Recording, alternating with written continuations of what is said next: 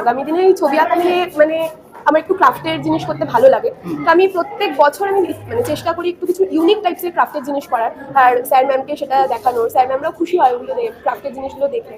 তো আমার মনে হয় যে ওটার সাথে সাথেও যদি আমরা আঁকাগুলোকে নিয়ে, আঁকা বলো, গান বলো, বাজনা বলো, যা যাবতীয় যাই জিনিস আছে, যদি আমরা ওই জিনিসটাকে আমাদের লাইফের মধ্যে যদি ইমপ্লিমেন্ট করি, তাহলে ওই মানে আরও লাইফটাকে এগিয়ে নিয়ে যাওয়ার জন্য মানে অনেক বেটার।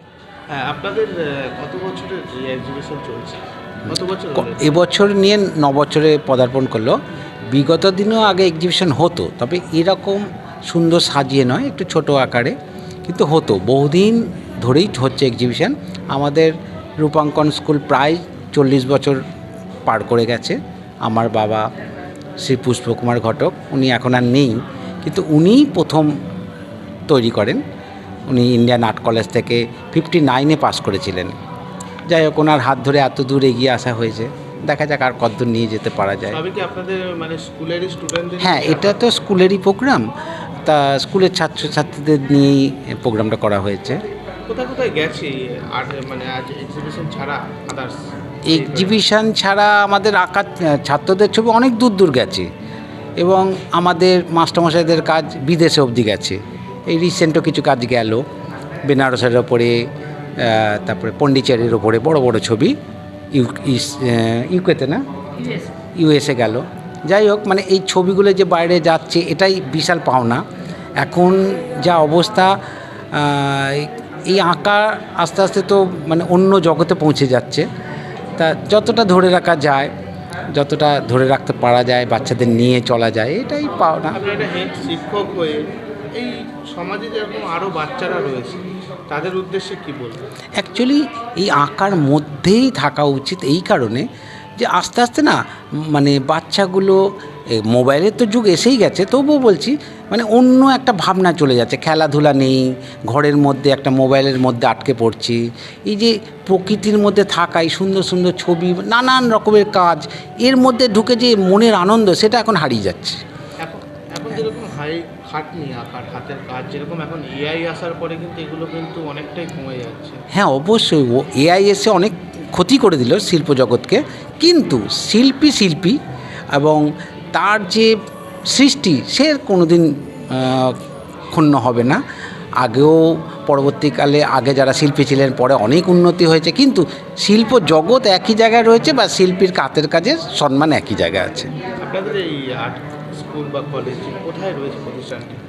আমাদের কাঁচরাপাড়া ছাড়া মধ্যমগ্রাম, তারপরে আমাদের কলকাতা, উল্টোডাঙ্গা, হাটকো, এই জায়গাগুলোতে আছে। কল্যাণীতে আছে, হালিশহরে আছে, ইয়েতে আমাদের জোনপুরে আছে, পাল্লাদায় আছে।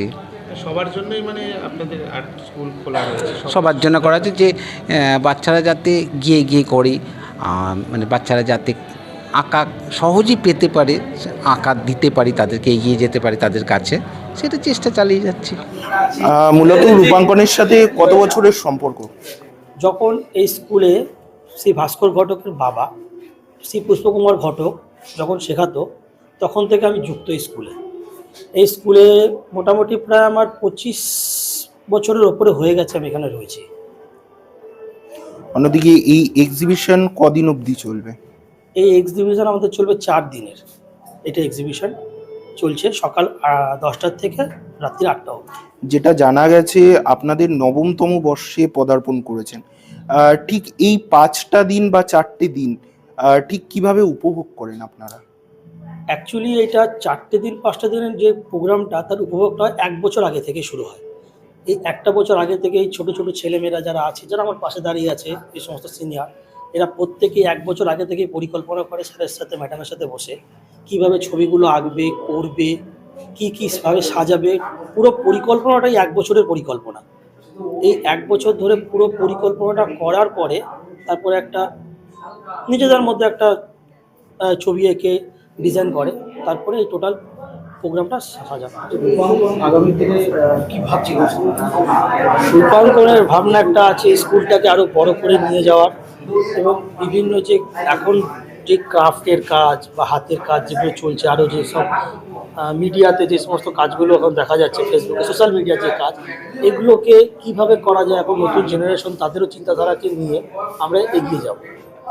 আমার যখন বয়স 3 বছর তখন থেকে আমি এই রূপাঙ্কন আর্ট অ্যান্ড ক্রাফটে জড়িত হয়েছি। আর আমি এইটা আরও চাই যে আমি আরও এগিয়ে যাই এর সাথে সাথে। অন্যদিকে বর্তমান যুগে অনলাইনের দৌরাত্ম্যে দেখা যাচ্ছে এই যে ছবি আঁকা, তাছাড়াও বিভিন্ন ধরনের ইসে আছে, সেগুলো হারিয়ে যাচ্ছে, যেমন গান, ছবি আঁকা, এগুলো এই বিষয়ে যদি কিছু বলেন। এখন একটা জিনিস দেখতেই হবে যে আমরা অনেক আর্টিফিশিয়াল জিনিসগুলোকে বেশি মানে অবজার্ভ করি বা নিই, আমরা অ্যাট্রাক্ট করি ওই প্রতি। তো আমার মনে হয় যে ওটার সাথে সাথেও যদি আমরা আঁকাগুলোকে নিয়ে, আঁকা বলো, গান বলো, বাজনা বলো, যা যাবতীয় যাই জিনিস আছে, যদি আমরা ওই জিনিসটাকে আমাদের লাইফের মধ্যে যদি ইমপ্লিমেন্ট করি, তাহলে ওই মানে আরও লাইফটাকে এগিয়ে নিয়ে যাওয়ার জন্য মানে অনেক বেটার হয়। এটা আমার মানে ফিলিংস আর কি। আমি এতটাই পুরনো যে আমার ঠিক মনে নেই। আমি আমার বিয়ের আগের থেকে রূপাঙ্কনের সাথে জড়িত। তখন জেঠু ছিলেন পুষ্প ঘটক মহাশয়। তো সেই সময় থেকে আমি রয়েছি। মাঝখানে আমি আমার সংসার জীবনে একটু ব্যস্ত হয়ে যাওয়াতে একটু গ্যাপ পড়েছিল, কিন্তু এখন আমি আবার একটু ফ্রি হয়েছি। তাই জন্য আমি আবার নতুন করে রূপাঙ্কনের সাথে জড়িত হয়েছি। অ্যাকচুয়ালি আমি গেছিলাম ঘুরতে, তো ওখানে এই পাথরগুলো দেখেছিলাম। তা আমার ইচ্ছা ছিল যে এক্সিবিশনে একটু কিছু এরকম টাইপসের করার, এই পাথর টাথরগুলো দিয়ে Unique, unique। হ্যাঁ, তো স্যারকে বলেছে, স্যার বলেছে করো। তারপরে তো স্যার ম্যাম আছেই, তো ওই জন্যই করা, এটা করেছি। একটু এরকম মানে হয়েছে আর কি। কটা ছবি করেছেন এখানে? 5টা ছবি আছে, 2টো, আর কিছু ক্রাফটের জিনিস আছে 3টা।